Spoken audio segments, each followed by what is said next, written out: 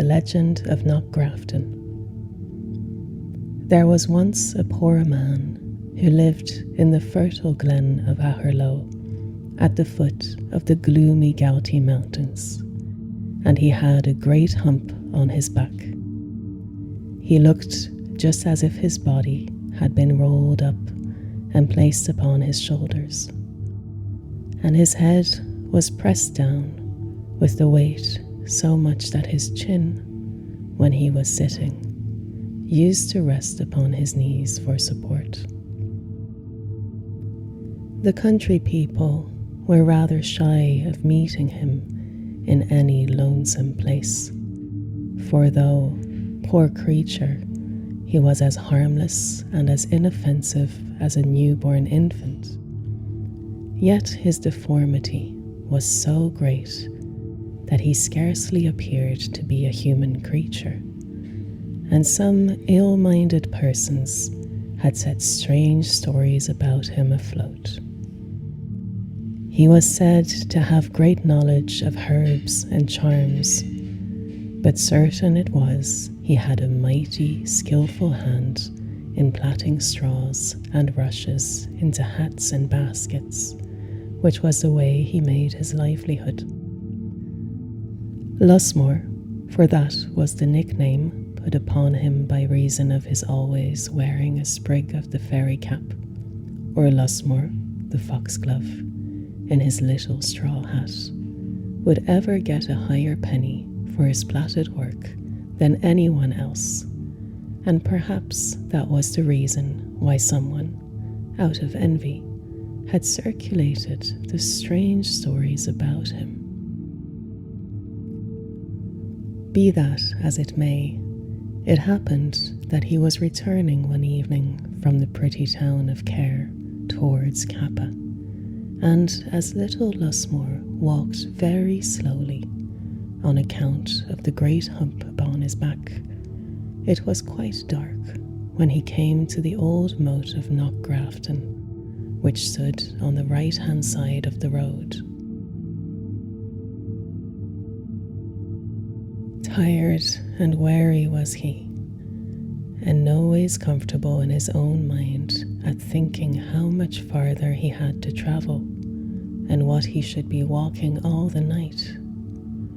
So he sat down under the moat to rest himself, and began looking mournfully enough upon the moon, which, rising in clouded majesty, at length, apparent queen, unveiled her peerless light, and o'er the dark her silver mantle threw, and in her pale dominion checked the night.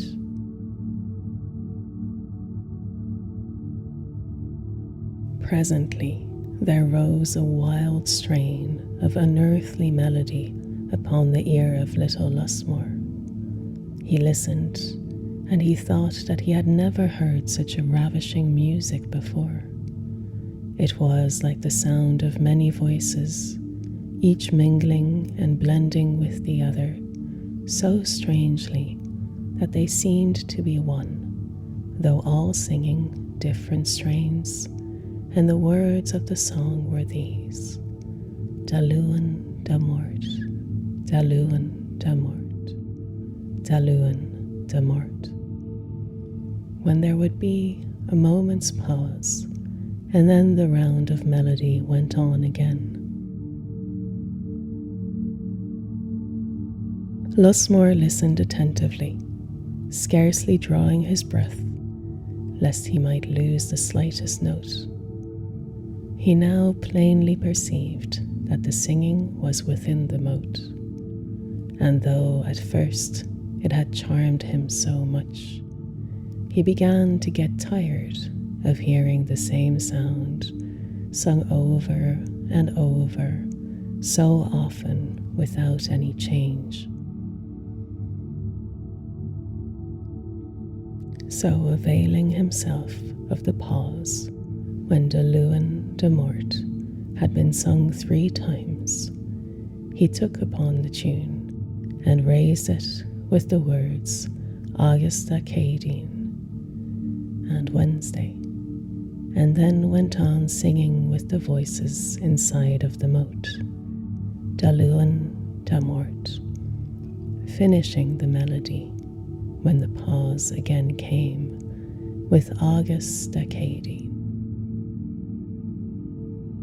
The fairies within Knockgrafton, for the song was a fairy melody, when they heard this addition to the tune, were so delighted that, with instant resolve, it was determined to bring the mortal among them, whose musical skill so far exceeded theirs, and little Lusmore was conveyed into their company with the eddying speed of a whirlwind.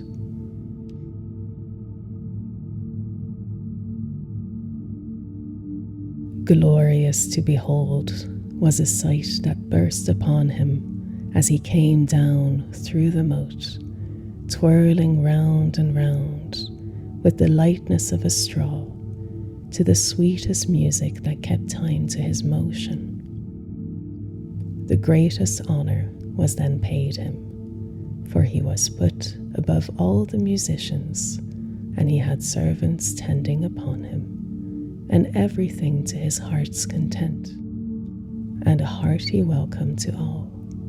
And, in short, he was made as much of as if he had been the first man in the land.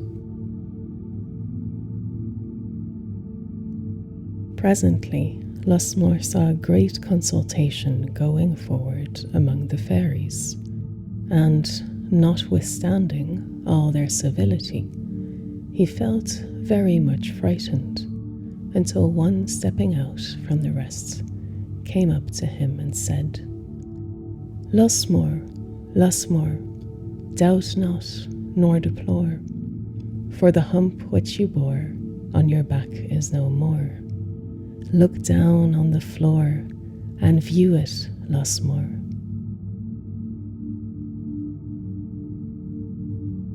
When these words were said, poor little Lusmore felt himself so light and so happy, and he thought he could have bounded at one jump over the moon, like the cow in the history of the cat and the fiddle.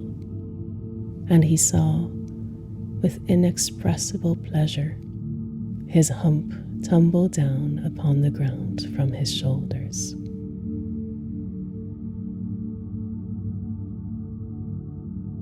He then tried to lift up his head, and he did so with becoming caution, fearing that he might knock it against the ceiling of the grand hall where he was.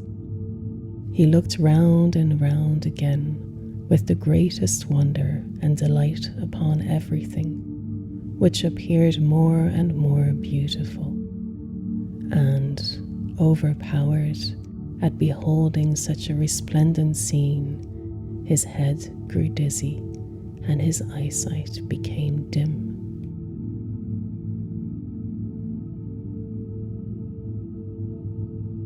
At last he fell into a sound sleep, and when he awoke, he found it was broad daylight, the sun shining brightly, and the birds singing sweetly, and that he was lying just at the foot of the moat of Knockgrafton, with the cows and sheep grazing peaceably round about him.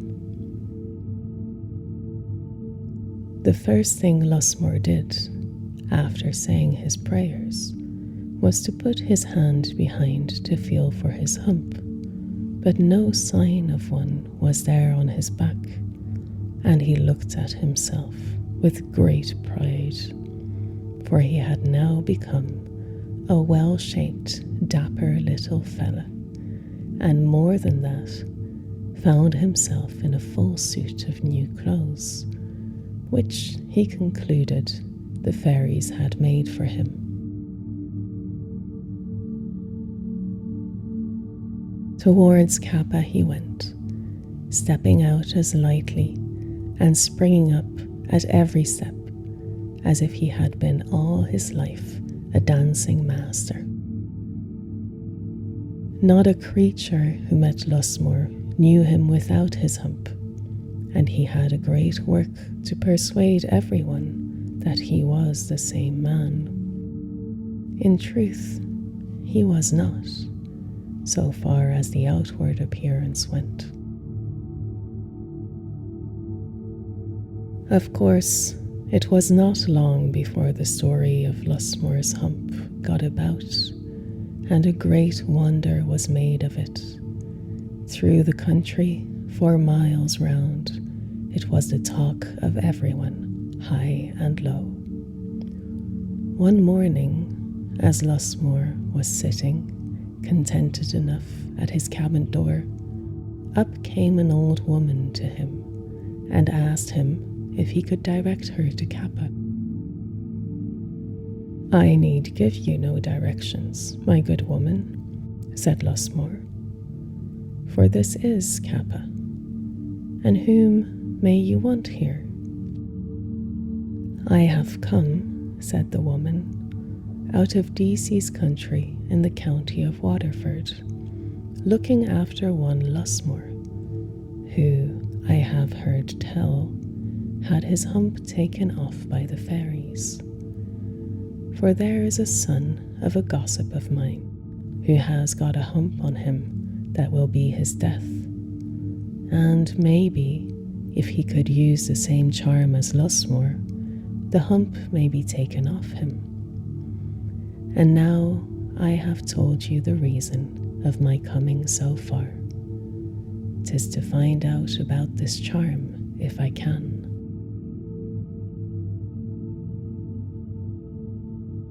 Lusmore, who was ever a good-natured little fella, told the woman all the particulars, how he had raised a tune for the fairies at Knockgrafton, how his hump had been removed from his shoulders, and how he had got a new suit of clothes into the bargain. The woman thanked him very much, and then went away quite happy and easy in her mind. When she came back to her gossip's house in the county of Waterford, she told her everything that Lusmore had said, and they put the little humpbacked man, who was a peevish and cunning creature from his birth, upon a cart and took him all the way across the country. It was a long journey, but they did not care for that if the hump was taken from off him, and they brought him just at nightfall and left him under the old moat of Knockgrafton. Jack Madden, for that was the humpy man's name, had not been sitting there long when he heard the tune going on within the moat, much sweeter than before. For the fairies were singing in the way Lusmore had settled their music for them, and the song was going on. Daluan da mort, Daluan da mort, Daluan da mort, August the Derdine, without ever stopping. Jack Madden, who was in a great hurry to get quit of his hump, never thought of waiting until the fairies had done, or watching for a fit opportunity to raise the tune higher again than Lusmore had. So, having heard them sing it over 7 times without stopping, out he bawls, never minding the time or the humour of the tune, or how he could bring his words in properly, August a Derdine, August a Hina, and Thursday and Friday, thinking that if one day was good, 2 were better, and that if Lusmore had 1 new suit of clothes given him, he should have 2.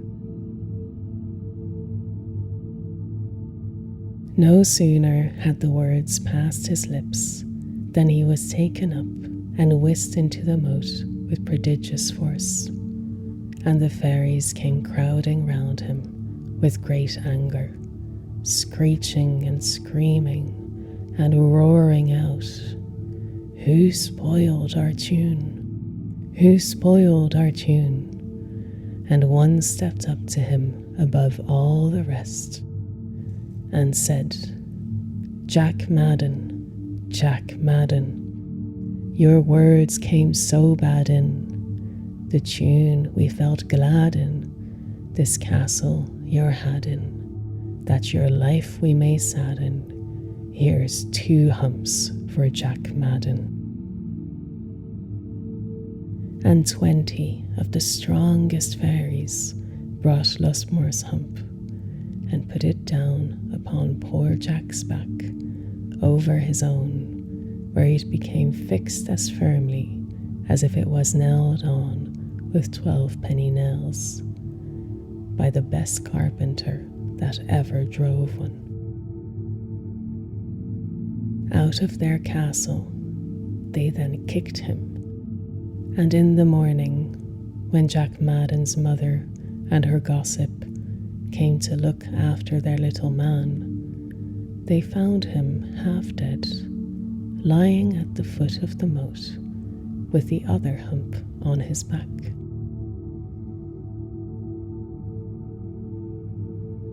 Well, to be sure, how they did look at each other, but they were afraid to say anything, lest the hump might be put upon their own shoulders.